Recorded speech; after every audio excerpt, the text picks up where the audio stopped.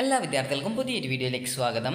ഈ വർഷത്തെ KEAM 2025 pharmacy അല്ലെങ്കിൽ ബിഫാം കോഴ്സുകളിലേക്കുള്ള പ്രവേശനവുമായി ബന്ധപ്പെട്ട സെക്കൻഡ് അലോട്ട്മെൻറ്റിന് മുന്നോടിയായിട്ടുള്ള സെക്കൻഡ് അലോട്ട്മെൻറ്റിൻ്റെ പ്രൊഫഷണൽ അലോട്ട്മെൻറ്റ് റിസൾട്ട് പ്രസിദ്ധീകരിച്ചു. അപ്പോൾ പ്രൊഫഷണൽ എന്നതുകൊണ്ട് ഉദ്ദേശിക്കുന്നത് താൽക്കാലിക അലോട്ട്മെൻറ്റ് എന്നാണ് ഉദ്ദേശിക്കുന്നത്. അപ്പോൾ ഈ ഒരു താൽക്കാലിക അലോട്ട്മെൻറ്റുമായി ബന്ധപ്പെട്ട് നിങ്ങൾക്ക് എന്തെങ്കിലും പരാതികൾ ഉണ്ടെങ്കിൽ നാളെ, അതായത് സെപ്റ്റംബർ 4-ാം തീയതി വൈകുന്നേരം 6 മണി വരെ വിദ്യാർത്ഥികൾക്ക് bfam.ce@gmail.com എന്നുള്ള ഇമെയിൽ അഡ്രസ്സിലേക്ക് നിങ്ങളുടെ പരാതികൾ അറിയിക്കാവുന്നതാണ്. നിങ്ങളുടെ സാധുവായ പരാതികൾ എന്ന് വെച്ചാൽ ജെന്യൂനായിട്ട്, അതായത് നിങ്ങളുടെ പരാതികളിൽ എന്തെങ്കിലും നിങ്ങൾ പറയുന്നതിലൊരു യാഥാർത്ഥ്യം ഉണ്ടാവണം. അതാണ് ജെന്യൂനായിട്ടുള്ള അല്ലെങ്കിൽ സാധുവായിട്ടുള്ള പരാതികൾ എന്നതുകൊണ്ട് ഉദ്ദേശിക്കുന്നത്. അപ്പോൾ അങ്ങനെയുള്ള പരാതികൾ ഉണ്ടെങ്കിൽ നിങ്ങൾക്ക് നാളെ വൈകുന്നേരം 6 മണി വരെ bfam.ce@gmail.com എന്നുള്ള ഇമെയിൽ അഡ്രസ്സിലേക്ക് നിങ്ങളുടെ പരാതികൾ അറിയിക്കാവുന്നതാണ്. അപ്പോൾ വിദ്യാർത്ഥികൾക്ക് എങ്ങനെ നിങ്ങളുടെ ഈ ഒരു പ്രൊഫഷണൽ റാങ്ക് ലിസ്റ്റ്, പ്രൊഫഷണൽ എന്ന് വെച്ചാൽ താൽക്കാലിക അലോട്ട്മെൻറ്റ് എന്നാണ് ഉദ്ദേശിക്കുന്നത്. താൽക്കാലിക അലോട്ട്മെൻറ്റ് ആയതുകൊണ്ട് തന്നെ ഇതിൽ നിങ്ങൾക്ക് അഡ്മിഷൻ ഒന്നും കിട്ടത്തില്ല. ഇതിൻ്റെ മെയിൻ അലോട്ട്മെൻറ്റ് വന്ന ശേഷം മാത്രമാണ് നിങ്ങൾക്ക് അഡ്മിഷൻ കിട്ടുകയുള്ളൂ. അപ്പോൾ ഈ ഒരു മെയിൻ അലോട്ട്മെൻറ്റിന് മുന്നോടിയായിട്ട് നിങ്ങൾക്ക് നിങ്ങളുടെ ഈ ഒരു പ്രൊഫഷണൽ അലോട്ട്മെൻറ്റ്, അതായത് താൽക്കാലിക അലോട്ട്മെൻറ്റ് പരിശോധിച്ച് എന്തെങ്കിലും പരാതികൾ നിങ്ങൾക്ക് ഉണ്ടെങ്കിൽ, അതായത് ഈ ഒരു അലോട്ട്മെൻറ്റ് ലിസ്റ്റുമായി ബന്ധപ്പെട്ട് എന്തെങ്കിലും പരാതികൾ ഉണ്ടെങ്കിൽ നിങ്ങൾക്ക് നാളെ വൈകുന്നേരം 6 മണി വരെ നിങ്ങൾക്ക് ഈ ഒരു bfam.ce@gmail.com എന്നുള്ള ഇമെയിൽ അഡ്രസ്സിലേക്ക് നിങ്ങളുടെ പരാതികൾ അറിയിക്കാവുന്നതാണ്. അപ്പോൾ നിങ്ങൾക്ക് എങ്ങനെയാണ് നിങ്ങളുടെ ഈ ഒരു പ്രൊഫഷണൽ അലോട്ട്മെൻറ്റ് പരിശോധിക്കുക എന്നുള്ള കാര്യം നമുക്ക് നോക്കാം. ആദ്യം തന്നെ വിദ്യാർത്ഥികൾ ചെയ്യേണ്ടത് അതായത് www.ce.kerala.gov.in/keen2025/ എന്നുള്ള പേജ് ഓപ്പൺ ചെയ്യുക. അതല്ലെങ്കിൽ നിങ്ങൾക്ക് ce.kerala.gov.in എന്നുള്ള വെബ്സൈറ്റ് ഓപ്പൺ ചെയ്ത് കഴിഞ്ഞാൽ കീം 2025 കാൻഡിഡേറ്റ് പോർട്ടൽ എന്നുള്ള ലിങ്ക് കാണാം. അതിൽ ക്ലിക്ക് ചെയ്ത് കഴിഞ്ഞാലും ഈ ഒരു പേജിലേക്ക് പ്രവേശിക്കുന്നതാണ്. ഈ ഒരു പേജിൽ വന്ന ശേഷം നിങ്ങൾ ചെയ്യേണ്ടത് ഇവിടെ സൈഡിലായിട്ട് നിങ്ങൾക്ക് കാണാനായിട്ട് പറ്റും അലോട്ട്മെൻറ്റ് ലിസ്റ്റ് എന്ന് പറഞ്ഞുകൊണ്ട് കാണാനായിട്ട് പറ്റും. അപ്പോൾ ആ ഒരു അലോട്ട്മെൻറ്റ് ലിസ്റ്റ് എന്നുള്ളതിൽ ക്ലിക്ക് ചെയ്തുകൊണ്ട് നിങ്ങൾക്ക് നിങ്ങളുടെ അലോട്ട്മെൻറ്റ് പരിശോധിക്കാവുന്നതാണ്. ഇത് താൽക്കാലിക അലോട്ട്മെൻറ്റ് ആയതുകൊണ്ട് തന്നെ നിങ്ങളുടെ ഒരു പ്രൊഫൈലിൽ ഇത് കാണിക്കുന്നതല്ല. അതായത് ഈ ഒരു താൽക്കാലിക അലോട്ട്മെൻറ്റ് നിങ്ങളുടെ പ്രൊഫൈലിൽ നിങ്ങൾക്ക് കാണാനായിട്ട് പറ്റുന്നതല്ല. അപ്പോൾ ആദ്യം തന്നെ നിങ്ങൾ താൽക്കാലിക അലോട്ട്മെൻറ്റ് പരിശോധിക്കാനായിട്ട് നിങ്ങൾക്ക് ഇവിടെ കാണാൻ പറ്റും അലോട്ട്മെൻറ്റ് ലിസ്റ്റ് എന്നുള്ള ഒരു ലിങ്ക് കാണാൻ പറ്റും. അപ്പോൾ നിങ്ങൾ ആ ഒരു ലിങ്കിൽ ക്ലിക്ക് ചെയ്യുക. അപ്പോൾ ആ ഒരു ലിങ്കിൽ നിങ്ങൾ ക്ലിക്ക് ചെയ്ത് കഴിഞ്ഞാൽ നിങ്ങൾക്ക് ആ ഒരു പേജിലേക്ക് പോകുന്നതാണ്. അപ്പോൾ ആ ഒരു അലോട്ട്മെൻറ്റ് ലിസ്റ്റ് എന്നുള്ളത് ക്ലിക്ക് ചെയ്ത ശേഷം അടുത്ത പേജിലേക്ക് പോകും. അവിടെ നിങ്ങൾക്ക് കാണാനായിട്ട് പറ്റുന്നതാണ്, അതായത് ബിഫാം എന്നുള്ള ഭാഗത്ത് സെക്കൻഡ് ഫേസ് അലോട്ട്മെൻറ്റ് പ്രൊഫഷണൽ എന്ന് പറഞ്ഞുകൊണ്ട് ഇതേപോലെ ഇങ്ങനെ ഡിമ്മായിട്ട് ഇങ്ങനെ പോകുന്നതായിട്ട് കാണാനായിട്ട് പറ്റും. അപ്പോൾ ചില സമയത്ത് നിങ്ങൾക്ക് ഇതുപോലെയാണ് കാണാൻ പറ്റുക. അങ്ങനെയെങ്കിൽ ജസ്റ്റ് ഒന്ന് ബിഫാം എന്നുള്ളതിൽ ക്ലിക്ക് ചെയ്ത് കഴിഞ്ഞാൽ ഇതിങ്ങനെ വരുന്നതാണ്. അപ്പോൾ സെക്കൻഡ് ഫേസ് അലോട്ട്മെൻറ്റ് എന്നുള്ളതിൽ ക്ലിക്ക് ചെയ്യുക. അപ്പോൾ നിങ്ങൾ ഗൂഗിൾ ക്രോം ബ്രൗസറാണ് ഉപയോഗിക്കുന്നതെങ്കിൽ ഓട്ടോമാറ്റിക്കലി അത് ഓപ്പൺ ആയിട്ട് വരികയാണ് ചെയ്യുക. അതേസമയം നിങ്ങൾ മറ്റേതെങ്കിലും ബ്രൗസർ ഉപയോഗിക്കുകയാണെങ്കിൽ ഇതേ രീതിയിൽ PDF ഡൗൺലോഡ് ചെയ്തെടുക്കാനായിട്ടാണ് വരിക. അപ്പോൾ നിങ്ങൾ ചെയ്യേണ്ട പ്രധാനപ്പെട്ട കാര്യം എന്ന് പറയുന്നത് ഇത് കൃത്യമായിട്ട് വിദ്യാർത്ഥികൾ ഡൗൺലോഡ് ചെയ്ത് ഓപ്പൺ ചെയ്യുക. ഓപ്പൺ ചെയ്ത് കഴിഞ്ഞാൽ നിങ്ങൾക്ക് ഇവിടെ കാണാനായിട്ട് പറ്റുന്നതാണ്, അതായത് മുകളിലായിട്ട് തന്നെ കൊടുത്തത് കാണാം KEAM 2025 allotment to B Pharm courses second phase allotment list professional എന്ന് പറഞ്ഞുകൊണ്ട് കാണാം. പ്രൊഫഷണൽ എന്ന് വെച്ചാൽ താൽക്കാലിക അലോട്ട്മെൻറ്റ് എന്നാണ് ഉദ്ദേശിക്കുന്നത്. അപ്പോൾ വിദ്യാർത്ഥികൾ ശ്രദ്ധിക്കേണ്ടത് നിങ്ങൾക്കിവിടെ കാണാൻ പറ്റും സീരിയൽ നമ്പർ, അതുപോലെ തന്നെ application number, rank list. Rank എന്ന് വെച്ചാൽ നിങ്ങളുടെ ഈ ഒരു ബിഫാം കോഴ്സിൻ്റെ റാങ്കാണ് ഉദ്ദേശിക്കുന്നത്. അതുപോലെ തന്നെ ഇവിടെ കോളേജ് നെയിം, നിങ്ങളുടെ ഏത് കോളേജിലാണ് അലോട്ട്മെൻറ്റ് കിട്ടിയതെന്നും അതുപോലെ തന്നെ നിങ്ങൾക്ക് കിട്ടിയ കോഴ്സിൻ്റെ പേര് ബിഫാം ആണ്, അതുകൊണ്ട് ബിഫാം എന്നാണ് അവിടെ കാണാനായിട്ട് പറ്റുക. അതുപോലെ തന്നെ ഇത് ബിഫാമിൻ്റെ സെക്കൻഡ് അലോട്ട്മെൻറ്റ് ആയതുകൊണ്ട് ബിഫാം മാത്രമേ കാണാനായിട്ട് പറ്റത്തുള്ളൂ. ഇനി അടുത്തതായിട്ടുള്ളതാണ് നിങ്ങളുടെ കാൻഡിഡേറ്റിൻ്റെ കാറ്റഗറി. അപ്പോൾ വിദ്യാർത്ഥികൾ ചോദിക്കുന്ന ഒരു പ്രധാനപ്പെട്ട കാര്യമാണ് കാൻഡിഡേറ്റിൻ്റെ കാറ്റഗറിയും അലോട്ടഡ് കാറ്റഗറിയും തമ്മിലുള്ള വ്യത്യാസം എന്താണ് എന്നുള്ളത്. അപ്പോൾ ആ ഒരു കാര്യം കൂടി നിങ്ങളോട് വ്യക്തമാക്കിയിട്ട് പറഞ്ഞുതരാം. കാൻഡിഡേറ്റ് കാറ്റഗറി എന്നതുകൊണ്ട് ഉദ്ദേശിക്കുന്നത്, അതായത് ഒരു കാൻഡിഡേറ്റ് കാറ്റഗറി കൊണ്ട് ഉദ്ദേശിക്കുന്നത് വിദ്യാർത്ഥിയുടെ കാറ്റഗറി, അതായത് നിങ്ങളുടെ കാസ്റ്റിൻ്റെ കാറ്റഗറി ഏതാണോ അതാണ് ഇവിടെ കൊടുത്തിട്ടുള്ളത്. നിങ്ങൾക്ക് ഇവിടെ കാണാനായിട്ട് പറ്റും MU എന്ന് വെച്ചാൽ മുസ്ലിം എന്നാണ്, അതുപോലെ തന്നെ Z എന്ന് വെച്ചാൽ ഇയവയാണ്, അതുപോലെ VK എന്ന് വെച്ചാൽ വിശ്വകർമ്മയാണ്, അതുപോലെ തന്നെ GN എന്ന് വെച്ചാൽ ജനറൽ വിഭാഗമാണ്, അതുപോലെ തന്നെ Z എന്ന് വെച്ചാൽ ഇയവയാണ്.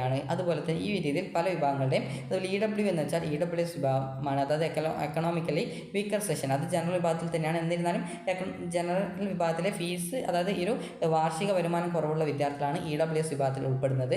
അതുപോലെ തന്നെ LA എന്ന് വെച്ചാൽ Latin Catholic and Anglo Indian ആണ്. അതുപോലെ തന്നെ ഈ ഒരു രീതിയിൽ പല വിഭാഗം നിങ്ങൾക്ക് ഇതിൽ കാണാനായിട്ട് പറ്റും. അപ്പോൾ നിങ്ങൾക്ക് ഇവിടെ കാണാനായിട്ട് ഇനി രണ്ടാമത്തെ കാര്യം എന്ന് പറയുന്നത്, അപ്പോൾ നിങ്ങൾക്ക് ഒന്നാമത്തെ മനസ്സിലായിട്ടുണ്ടാകും കാൻഡിഡേറ്റ് കാറ്റഗറി എന്ന് വെച്ചാൽ നിങ്ങളുടെ വിദ്യാർത്ഥിയുടെ കാസ്റ്റിൻ്റെ കാറ്റഗറി എന്താണ് എന്നുള്ളതാണ്. കാസ്റ്റ് കാറ്റഗറി എന്താണ് എന്നുള്ളതാണ് കാൻഡിഡേറ്റ് കാറ്റഗറി കൊണ്ട് ഉദ്ദേശിക്കുന്നത്. ഇനി രണ്ടാമത്തേത് അലോട്ട്മെൻറ്റ് കാറ്റഗറി, അലോട്ട്മെൻ്റ് അല്ല അലോട്ടഡ് കാറ്റഗറി, അതായത് നിങ്ങൾക്ക് ഏത് കാറ്റഗറി സീറ്റിലേക്കാണ് അലോട്ട്മെൻറ്റ് നൽകിയിട്ടുള്ളത് എന്നുള്ളത്. അപ്പോൾ നിങ്ങൾക്ക് അറിയാവുന്നതാണ്, ഒരു കോളേജിൽ ഒരു 50 സീറ്റ് ഉണ്ടെങ്കിൽ അത് 25 സീറ്റ് സ്റ്റേറ്റ് മെറിറ്റ് സീറ്റായിരിക്കും, അതായത് SM സീറ്റായിരിക്കും. അത് എല്ലാ വിദ്യാർത്ഥികളും ഉൾപ്പെടുന്ന റാങ്ക് ലിസ്റ്റിൽ നിന്നുമാണ് ഈ ഒരു SM കാറ്റഗറിയിലേക്ക് വിദ്യാർത്ഥികളെ പരിഗണിക്കപ്പെടുന്നത്.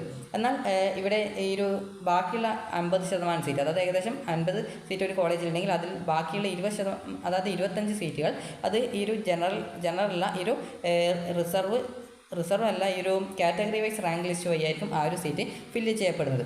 അപ്പോൾ അത് എങ്ങനെയാണ് എന്നുള്ള കാര്യം ഞാൻ ജസ്റ്റ് നിങ്ങൾക്ക് പറഞ്ഞുതരാം. അപ്പോൾ ഇവിടെ നിങ്ങൾക്ക് കാണാൻ പറ്റും അലോട്ടഡ് കാറ്റഗറി എന്നുള്ള ഭാഗത്ത് നിങ്ങൾക്ക് ഏത് സീറ്റിലാണ് അലോട്ട്മെൻറ്റ് കിട്ടിയത് എന്നുള്ളതാണ് ഇവിടെ കൊടുത്തിട്ടുള്ളത്.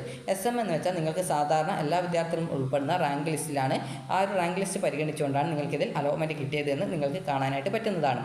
ഇനി അതുപോലെ തന്നെ ചില വിദ്യാർത്ഥികൾക്ക് ഇവിടെ കാണാൻ പറ്റും SMMU എന്ന് പറഞ്ഞുകൊണ്ട് കൊടുത്തത് കാണാം. അതുപോലെ തന്നെ SMZ എന്നൊക്കെ പറഞ്ഞുകൊണ്ട്. SMMU എന്ന് വെച്ചാൽ സ്റ്റേറ്റ് മെറിറ്റ് സീറ്റിൽ തന്നെ ഈ ഒരു മുസ്ലിം വിഭാഗത്തിന് ഒരു നിശ്ചിത സീറ്റ് റിസർവ് ചെയ്തിട്ടുണ്ട്, അതാണ് ആ ഒരു സീറ്റിൽ കിട്ടിയതുകൊണ്ടാണ് SMMU എന്ന് പറഞ്ഞുകൊണ്ട് കൊടുത്തിട്ടുള്ളത്. ഇനി അതുപോലെ തന്നെ നിങ്ങൾക്ക് SMZ എന്ന് പറഞ്ഞുകൊണ്ട് കാണാം. SMZ എന്ന് പറഞ്ഞാൽ ഈ ഒരു സ്റ്റേറ്റ് മെറിറ്റ് സീറ്റിൽ, അതായത് മെറിറ്റ് സീറ്റിൽ തന്നെ ഈ വിഭാഗത്തിൽപ്പെട്ട വിദ്യാർത്ഥികൾക്ക് ഒരു നിശ്ചിത % സീറ്റ് റിസർവ് ചെയ്തിട്ടുണ്ട്. അപ്പോൾ അതുകൊണ്ടാണ് ഇവിടെ SMZ എന്ന് പറഞ്ഞുള്ള ആ ഒരു റിസർവ് സീറ്റിൽ ആ ഒരു വിദ്യാർത്ഥി കിട്ടിയതുകൊണ്ടാണ് SMZ എന്ന് കാണുന്നത്. ഇനി അടുത്തതായിട്ട് നിങ്ങൾക്ക് കാണാനായിട്ട് പറ്റും, അതായത് ഈ ഒരു SM-ൽ തന്നെ ഈ ഒരു പല റിസർവ് സീറ്റുകളുണ്ട്. അപ്പോൾ SMEW എന്ന്, അതായത് EWS വിഭാഗത്തിനൊക്കെ റിസർവേഷൻ ലിസ്റ്റ് ഉണ്ട്, അതുകൊണ്ട് തന്നെ അതിനനുസരിച്ചുള്ള സീറ്റുകൾ നിങ്ങൾക്ക് ഇവിടെ കാണാൻ പറ്റും. അപ്പോൾ ഇവിടെ നിങ്ങൾ കാണാം SMVK എന്ന് വെച്ചാൽ വിശ്വകർമ്മ വിഭാഗത്തിന് ഒരു നിശ്ചിത % സീറ്റ് റിസർവ് ഉണ്ട്. അപ്പോൾ അത് ആ ഒരു സീറ്റിൽ കിട്ടിയതുകൊണ്ടാണ് SMVK എന്ന് കാണിക്കുന്നത്. അതുപോലെ തന്നെ SSC എന്ന് വെച്ചാൽ SC വിഭാഗത്തിന് ഒരു നിശ്ചിത % സീറ്റ് റിസർവ് ഉണ്ട്. അപ്പോൾ ആ ഒരു വിഭാഗത്തിൽപ്പെട്ട വിദ്യാർത്ഥി ആയതുകൊണ്ടാണ് ആ ഒരു വിദ്യാർത്ഥിക്ക് അതിൽ കിട്ടിയത്.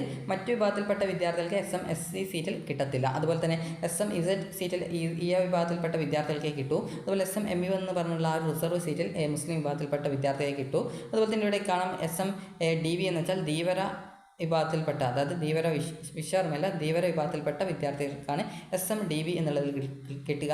അതുപോലെ തന്നെ SMLA എന്ന് വെച്ചാൽ Latin Catholic and Anglo Indian വിഭാഗത്തിൽ റിസർവ് സീറ്റ് ഉണ്ട്. അപ്പോൾ അതുകൊണ്ടാണ് സ്റ്റേറ്റ് മെറിറ്റിലെ ആ ഒരു ഈ ഒരു Latin Catholic and Anglo Indian വിഭാഗം സീറ്റിൽ ആ ഒരു വിദ്യാർത്ഥിക്ക് കിട്ടിയതുകൊണ്ടാണ് അങ്ങനെ കാണിക്കുന്നത്. അപ്പോൾ നിങ്ങൾ ശ്രദ്ധിക്കേണ്ട പ്രധാനപ്പെട്ട കാര്യം എന്ന് പറയുന്നത് ഇത്രമാത്രമാണ്. ഇവിടെ അലോട്ടഡ് കാറ്റഗറി എന്ന് പറഞ്ഞുകൊണ്ട് കൊടുത്തിട്ടുള്ളത് നിങ്ങൾക്ക് സ്റ്റേറ്റ് മെറിറ്റ് സീറ്റ് വഴിയാണോ കിട്ടിയത്, അതുപോലെ തന്നെ സ്റ്റേറ്റ് മെറിറ്റിലെ റിസർവ് സീറ്റുകളിലേക്കാണോ കിട്ടിയതെന്ന് നിങ്ങൾക്ക് സിമ്പിളായിട്ട് തന്നെ മനസ്സിലാക്കാൻ പറ്റുന്നത് ആയിരിക്കും. ഇനി വിദ്യാർത്ഥികൾ ശ്രദ്ധിക്കേണ്ട പ്രധാനപ്പെട്ട കാര്യം എന്ന് പറയുന്നത് വിദ്യാർത്ഥികൾക്ക് ഈ ഒരു ലിസ്റ്റുമായി ബന്ധപ്പെട്ട എന്തെങ്കിലും പരാതികൾ ഉണ്ടെങ്കിൽ നിങ്ങൾക്ക് അറിയിക്കാം എന്നുള്ളതാണ്. അതായത് നിങ്ങൾക്കിപ്പോൾ നിങ്ങളെക്കാൾ റാങ്ക് കൂടിയ ഒരു വിദ്യാർത്ഥിക്ക് ഇപ്പോൾ നിങ്ങളെക്കാൾ റാങ്ക് കൂടിയ വിദ്യാർത്ഥികൾക്ക് സെയിം കോളേജിൽ തന്നെ അലോട്ട്മെൻറ്റ് കിട്ടി, എന്നാൽ നോക്കുന്ന സമയത്ത് നിങ്ങളെക്കാൾ റാങ്ക് ആ ഒരു വിദ്യാർത്ഥിക്ക് കുറവാണ്. അങ്ങനെയൊക്കെ ഉണ്ടെങ്കിൽ നിങ്ങൾക്ക് വേണമെങ്കിൽ നിങ്ങൾക്ക് എന്തുകൊണ്ടാണ് കിട്ടാത്തതെന്നുള്ള സംബന്ധിച്ച് നിങ്ങൾക്ക് CEEക്ക് ആ ഒരു ഇമെയിൽ അയക്കാവുന്നതാണ്. അപ്പോൾ ഇവിടെ നോട്ടിഫിക്കേഷനിൽ കൃത്യമായിട്ട് കൊടുത്തിട്ടുണ്ട്. Second phase allotment to pharmacy second professional allotment result എന്ന് പറഞ്ഞുകൊണ്ട് അവിടെ കൊടുത്തിട്ടുണ്ട്. അപ്പോൾ നമുക്ക് അത് നോക്കാം. അപ്പോൾ നിങ്ങൾക്ക് ഈ ഒരു ലിസ്റ്റ് നോക്കുന്ന സമയത്ത് നിങ്ങൾക്ക് കാണാൻ പറ്റും ഫാർമസി കോഴ്സിലേക്കുള്ള രണ്ടാം ഘട്ട താൽക്കാലിക അലോട്ട്മെൻറ്റ് ലിസ്റ്റ് പ്രസിദ്ധീകരിച്ചു. 2025 സംസ്ഥാനത്തെ ഫാർമസി കോഴ്സുകളിലേക്കുള്ള രണ്ടാം ഘട്ട താൽക്കാലിക അലോട്ട്മെൻറ്റ് ലിസ്റ്റ് ce.kerala.gov.in എന്നുള്ള വെബ്സൈറ്റിൽ പ്രസിദ്ധീകരിച്ചു. വിദ്യാർത്ഥികൾക്ക് കീം 2025 കാൻഡിഡേറ്റ് പോർട്ടലിലെ പ്രൊഫഷണൽ അലോട്ട്മെൻറ്റ് ലിസ്റ്റ് എന്നുള്ള മെനുവിൽ ക്ലിക്ക് ചെയ്ത് താൽക്കാലിക അലോട്ട്മെൻറ്റ് ലിസ്റ്റ് കാണാവുന്നതാണ്. ഫാർമസി കോഴ്സിലേക്കുള്ള ഒന്നാം ഘട്ട അലോട്ട്മെൻറ്റിനെ തുടർന്ന് ഓപ്ഷൻ കൺഫർമേഷൻ നടത്തുന്നതിനും ആവശ്യമില്ലാത്തവ ഒഴിവാക്കുന്നതിനും 2/9/2025 വൈകുന്നേരം 6 മണി വരെ വിദ്യാർത്ഥികൾക്ക് അവസരം നൽകിയിരുന്നു. മേൽപ്പറഞ്ഞ നടപടികൾ പൂർത്തിയാക്കിയവരുടെ ഓപ്ഷനുകൾ പരിഗണിച്ചാണ് താൽക്കാലിക അലോട്ട്മെൻറ്റ് ലിസ്റ്റ് തയ്യാറാക്കിയിട്ടുള്ളത്. താൽക്കാലിക അലോട്ട്മെൻറ്റ് ലിസ്റ്റ് സംബന്ധിച്ച് എന്തെങ്കിലും പരാതികൾ നിങ്ങൾക്കുണ്ട് എങ്കിൽ bfarm.ce@gmail.com എന്നുള്ള ഇമെയിൽ മുഖാന്തരം 4/9/2025 വൈകുന്നേരം 6 മണിക്കുള്ളിൽ ആ ഒരു പരാതികൾ അറിയിക്കാവുന്നതാണ്. 4/9 എന്ന് പറയുമ്പോൾ നാളെയാണ്. അതുപോലെ തന്നെ സാധുവായ പരാതികൾ ഉണ്ടെങ്കിൽ അവ പരിഹരിച്ച ശേഷം രണ്ടാം ഘട്ട അലോട്ട്മെൻറ്റ് പിന്നീട് വിജ്ഞാപനം ചെയ്യുന്നതായിരിക്കുമെന്നാണ് പറഞ്ഞിട്ടുള്ളത്. അതുപോലെ തന്നെ ഹെൽപ്പ് ലൈൻ നമ്പറും കൊടുത്തിട്ടുണ്ട്. എന്തെങ്കിലും ഡൗട്ട് ഉണ്ടെങ്കിൽ അതിൽ വിളിച്ച് ചോദിക്കാവുന്നതാണ്. അപ്പോൾ നിങ്ങൾക്ക് ഈ വീഡിയോ ഉപകാരപ്രദമായിട്ടുണ്ടെങ്കിൽ ലൈക്ക് ചെയ്യുക, ഷെയർ ചെയ്യുക. Thank you for watching.